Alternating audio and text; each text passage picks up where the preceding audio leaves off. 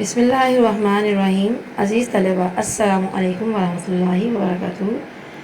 جماعت ہفتم کی اسلامیات کے ہمارا آج کا عنوان ہے مساوات۔ سبق کا باقاعدہ آغاز کرنے سے پہلے اس بات کا اہتمام کر لیجیے کہ اپنی کتاب، اپنی کاپی اور قلم اپنے پاس رکھ لیجیے تاکہ دوران سبق جو بھی اہم نکات بیان ہوں ان کو آپ اپنے پاس لکھ سکیں۔ تو شروع کرتے ہیں۔ بسم اللہ الرحمن الرحیم۔ سب سے پہلے ہم دیکھیں گے مساوات کے معنی اور مفہوم۔ مساوات کی لفظی معنی ہے برابری یا ایک جیسا ہونا، اور اسلام میں مساوات سے مراد یہ ہے کہ تمام انسان برابر ہیں، یعنی تمام انسانوں کو ایک جیسے حقوق حاصل ہیں اور تمام انسان قانون کی نظر میں بھی برابر ہیں۔ یعنی جہاں حقوق دینے کی بات ہوگی تو جو بنیادی حقوق ہیں وہ تمام انسانوں کو برابر ملیں گے، اور ایسا نہیں ہے کہ کسی امیر کو زیادہ ملے اور غریب کو کم، اور اسی طرح سے قانون کی نظر میں بھی سب انسان برابر ہوں گے۔ ایسا نہیں ہو سکتا کہ امیر کے لیے کچھ اور قوانین ہوں اور غریب کے لیے کچھ اور ہوں، امیر کے لیے کم سزا ہو اور غریب کے لیے زیادہ سخت سزا ہو، یا پھر امیر کو معاف کر دیا جائے اور غریب کو سزا دی جائے۔ ایسا نہیں، بلکہ جو قانون ہے وہ امیر اور غریب سب کے لیے برابر ہوگا۔ اسی طرح سے معاشرے کا کوئی شخص بھی اپنے حق سے محروم نہ رہے، یعنی ہر شخص کو اس کے جو بنیادی حقوق ہیں وہ پورے طور پر ملنے چاہیے، اور ہر شخص کو اس کی محنت کا بھی پورا صلہ ملنا چاہیے۔ ایسا نہ ہو کہ کوئی شخص محنت کرے، دن رات ایک کر دے، لیکن اس کے باوجود جب اس کو اجرت ملنے کا وقت آئے تو اس کو اس کی محنت کے مطابق اجرت نہ دی جائے، اس کے مطابق صلہ نہ دی جائے، بلکہ اس میں کچھ کمی کی جائے۔ اسی طرح سے جب لوگوں کو عہدے اور ان کے منصب دیے جائیں، ان کو فرائض کچھ سونپے جائیں، تو ان کی قابلیت، ان کے تجربات اور ان کی تعلیم، ان تمام چیزوں کو، ان کی صلاحیتوں کو سامنے رکھ کے دیے جائیں۔ کسی کو کسی کی اس کی مالداری کی وجہ سے یا کسی سے اس کی رشتہ داری یا اس کے تعلق کی بنا پر منصب یا عہدے نہ دیے جائیں، بلکہ اس معاملے میں پورا انصاف کیا جائے اور ان کی قابلیت اور تعلیم اور تجربے کے مطابق ہی ان کو فرائض سونپے جائیں اور اسی کے مطابق معاوضے دیے جائیں، تاکہ ہر شخص کو اس کی اہلیت کے مطابق کام کرنے کا بھی موقع ملے اور وہ اسی کے مطابق اپنا حق پائے۔ اس کے متعلق اللہ تعالیٰ قرآن پاک میں ارشاد فرماتے ہیں۔ سورۃ الحجرات میں اللہ تعالیٰ کا ارشاد ہے، یا ایھا الناس انا خلقناکم من ذکر و انثی وجعلناکم شعوبا وقبائل لتعارفوا ان اکرمکم عند اللہ اتقاکم ان اللہ علیم خبیر۔ لوگوں، ہم نے تم کو ایک مرد اور ایک عورت سے پیدا کیا اور تمہاری قومیں اور قبیلے بنائے تاکہ ایک دوسرے کو پہچانو، اور اللہ تعالیٰ کے نزدیک تم میں زیادہ عزت والا وہ ہے جو زیادہ پرہیزگار ہے۔ بے شک اللہ تعالیٰ سب کچھ جاننے والا اور سب سے خبردار ہے۔ یعنی اللہ تعالیٰ نے تمام انسانوں کو پیدا تو ایک مرد اور ایک عورت سے کیا، لیکن بعد میں ان کو ایک ہی قوم نہیں رہنے دیا، بلکہ ان کو مختلف قوموں اور قبیلوں میں بانٹ دیا۔ اور اس کا مقصد کیا بیان فرمایا کہ یہ بجائے اس کے کہ کوئی انسان اس کو آپس میں مقابلے بازی یا ایک دوسرے پہ فخر جتانے کا ذریعہ بنا لے، بلکہ اس کو مقصد کیا بتایا گیا، تاکہ تم ایک دوسرے کو پہچانو۔ اور عزت کا معیار جو ہے وہ یہ قبیلے یا قومیں نہیں، بلکہ عزت کا معیار کیا ہے؟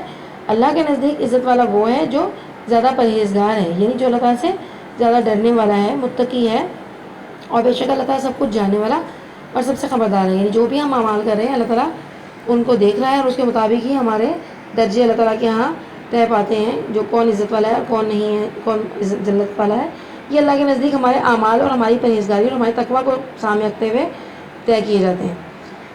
اسی طرح سے ہم دیکھتے ہیں کہ نبی پاک صلی اللہ علیہ وسلم نے اپنے بہت بیشتر خطبات میں مساوات کی تعلیم دی، اور اسی طرح سے خطبہ حجۃ الوداع کے موقع پہ بھی آپ صلی اللہ علیہ وسلم نے مساوات کی تعلیم دیتے ہوئے ارشاد فرمایا، لوگوں، تمہارا رب ایک ہے، تمہارا باپ ایک ہے، تم سب آدم علیہ السلام کی اولاد ہو، اور آدم علیہ السلام مٹی سے بنے تھے۔ تم میں اللہ تعالیٰ کے نزدیک عزت والا وہ ہے جو تم میں سب سے زیادہ پرہیزگار ہے۔ کسی عربی کو اجمی پر اور کسی اجمی کو کسی عربی پر کوئی برتری حاصل نہیں، کسی گورے کو کالے پر اور کسی کالے کو گورے پر کوئی فضیلت نہیں، فضیلت صرف تقویٰ کی بنیاد پر ہے۔ جی، اس خطبے میں آپ صلی اللہ علیہ وسلم کی تعلیمات سے بھی ہمیں پتہ چلتا ہے کہ اللہ تعالیٰ نے تمام انسانوں کو ایک باپ سے پیدا کیا اور وہ مٹی سے بنے تھے۔ اور عزت کا معیار، جیسے آج لوگوں نے اپنی قوموں کو، اپنے قبیلوں کو، اپنی نسلوں کو مختلف عزت کے معیارات بنا لیے ہیں، یہ تمام چیزیں اللہ تعالیٰ کے ہاں عزت کا معیار نہیں ہے، بلکہ اللہ کے ہاں عزت کا معیار کیا ہے؟ تقویٰ اور پرہیزگاری۔ اس طرح بتا دیا کہ کسی عربی کو کسی اجمی یعنی غیر عرب پر، اور کسی غیر عرب کو کسی عجم پر، عربی پر کوئی فضیلت حاصل نہیں ہے. یعنی کوئی عربی اپنے آپ کو زیادہ فضیلت والا یہ نہ سمجھے کہ میں عرب ہوں اس لیے مجھے زیادہ فضیلت حاصل ہے یا میں زیادہ عزت والا ہوں. اور اس طرح سے نہ ہی کوئی اجمی کسی اپنے آپ کو کسی عربی پہ فضیلت والا سمجھے، بلکہ کیا ہے اللہ کے یہاں عزت کا معیار تقویٰ ہی ہے. اسی طرح سے کوئی کالا کسی گورے کو اور کوئی گورا کسی کالے کو حقیر نہ سمجھے. جیسا کہ آج کی جو مہذب قومیں ہیں وہ بھی اپنے ہاں ان کے ہاں بھی یہ فرق پایا جاتا ہے. ہم دیکھتے ہیں کہ انہوں نے کسی کو سیاہ فام کا نام دے دیا، کسی کو سفید فام کا نام دے دیا. تو یہ جو سیاہ فام یا سفید فام اور اس کے حساب سے ان کو عزت اور ان کو حقوق جو ہیں وہ مختلف درجے کے حقوق دیے گئے ہیں، یہ معیارات اسلام کے معیارات نہیں ہیں. اسلام نے ایک ہی معیار کو عزت کا معیار قرار دیا، وہ ہے تقویٰ اور پرہیزگاری. جو شخص اس معیار پہ پورا اترتا ہے وہ اللہ کے ہاں عزت والا قرار پائے گا. اسلام انسانی مساوات کا درس دیتا ہے اور خاندان اور قبیلے صرف شناخت اور تعارف کے لیے ہیں. عزت والا وہ ہے جو زیادہ پرہیزگار، متقی اور زیادہ احکام الہی کی پابندی کرنے والا ہے. یعنی متقی ہوگا تو اس کا لازمی تقاضا ہوگا کہ وہ اللہ تعالیٰ کے احکام کی پابندی بھی کرے گا، اللہ تعالیٰ سے ڈر کر اس کے تمام احکام کو بجا لائے گا اور اس کی نافرمانی سے بچے گا.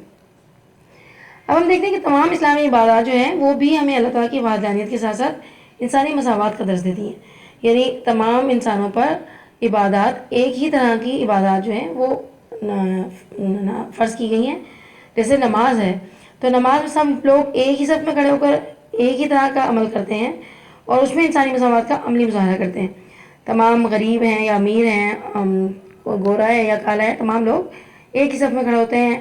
کوئی شخص یہ نہیں کہہ سکتا کہ میں تو امیر ہوں اس لیے مجھے پہلی صف میں کھڑا کیا جائے اور غریب کو پچھلی صف میں کھڑا کیا جائے، بلکہ برابر کھڑے ہوتے ہیں. جیسے کہ ایک شعر ہے علامہ اقبال کا، ایک ہی صف میں کھڑے ہو گئے محمود و ایاز، نہ کوئی بندہ رہا نہ کوئی بندہ نواز. یعنی کہ غلام اور کوئی مالک نہیں رہا بلکہ تمام لوگ ایک ہی صف میں کھڑے ہو گئے. مساوات کی سے بہترین مثال کہیں اور نہیں ملتی.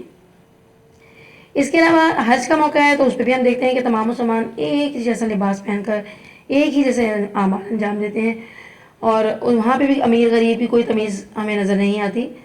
اسی طرح سے روزہ ہے تو روزہ بھی انسانی مساوات کی ایک شکل ہے کہ امیر ہے یا غریب ہے، ہر شخص ایک ہی مہینے میں روزہ رکھتا ہے. ایسا نہیں ہوتا کہ غریب کیا ہے کہ امیر شخص کہے کہ میں تو رمضان کے علاوہ کسی اور مہینے میں روزہ رکھوں گا، ابھی تو گرمی بہت ہے اس لیے میں روزہ نہیں رکھ سکتا، لہٰذا میں شوال یا ذیقعد یا ذی الحج کسی اور مہینے میں روزہ رکھوں گا. نہیں، بلکہ جو اللہ کا حکم ہو گیا رمضان کے مہینے کے روزے رکھنے ہیں تو اب امیر اور غریب سب کو اسی مہینے میں روزے رکھنے ہیں اور ٹائم بھی سب کے لیے ایک جیسا ہی ہوگا. ایک ہی وقت پہ سب سحری کریں گے اور ایک ہی وقت پہ سب افطار کریں گے اور اس میں کوئی بھی فرق نہیں ہوگا کہ امیر اور غریب کے لیے ایک ہی کرائٹیریا ہے. تو یہ تمام عبادات جو ہیں یہ ہمیں مساوات کا درس دیتی ہیں اور ان سے ہمیں مساوات سیکھنی چاہیے. تو آج کے لیے ہم اتنا ہی سبق رکھتے ہیں. اس کے اب مشقی سوالات دیکھ لیتے ہیں. تفصیلی جواب ہیں. نمبر 1، مساوات کے مفہوم پر روشنی ڈالیں. یہ میں نے آپ کو پہلے پیراگراف میں بہت اچھی طرح سے وضاحت اس کی کر دی ہے کہ اس سے کیا مراد ہے کہ حقوق میں اور قانون کی نظر میں اور منصب اور فرائض دیتے ہوئے سونپتے ہوئے ان تمام چیزوں میں مساوات کا خیال رکھتے ہوئے کس طرح سے لوگوں کو ان کے فرائض دیے جائیں گے اور کس طرح سے ان کے حقوق اور ان کے حقوق کا خیال کیا جائے گا. یا آپ فرسٹ پیراگراف میں سے اس کا جواب تلاش کر کے خود لکھیں. پھر سوال نمبر 2 ہے، خطبہ حجۃ الوداع میں آپ صلی اللہ علیہ وسلم نے انسانی مساوات کا کیا درس دیا. یہ بھی آپ کے سامنے موجود ہے، خطبہ حجۃ الوداع کا وہ حصہ جس میں انسانی مساوات کا درس دیا گیا ہے. سوال نمبر 3 ہے، اسلامی عبادت سے مساوات کے بارے میں کیا سبق ملتا ہے. یہ بھی ہم نے جو آخری پیراگراف پیج نمبر 63 کا پڑھا ہے اس میں اس کا جواب موجود ہے. پھر نیکسٹ کوشچن ہے، مختصر جواب دیں. اس میں پہلا سوال ہے، اسلام میں مساوات سے کیا مراد ہے. یہ بھی تقریباً اس سے ملتا جلتا ہی جواب ہے اس کا بھی. فرسٹ پیراگراف میں اس کا جواب موجود ہے، آپ لوگ لکھ لیجئے. سوال نمبر 2 ہے، قرآن مجید میں اللہ تعالیٰ نے قوموں اور قبائل کی تقسیم کا کیا مقصد بیان فرمایا ہے. یہ بھی آپ لوگ آسانی سے کر لیں گے. سوال نمبر 3 ہے، حج کے موقع پر کس طرح مساوات کا عملی مظاہرہ ہوتا ہے. یہ بھی ہم نے دیکھ لیا کہ تمام لوگ ایک جیسا لباس پہن کر اور ایک جیسے اعمال ادا کر کے اعمال کی ادائیگی کر کے مساوات کا عملی مظاہرہ کرتے ہیں. اس کے بعد ہے سوال نمبر 4، خطبہ حجۃ الوداع کے موقع پر رسول اللہ صلی اللہ علیہ وسلم نے مساوات کو کس طرح بیان فرمایا. تو یہ بھی آپ کے سامنے خطبہ حجۃ الوداع میں موجود ہے، اس میں سے اس کا جواب تیار کر لیجئے. آج کے لیے اتنے ہی سوالات کافی ہیں. السلام علیکم ورحمۃ اللہ وبرکاتہ.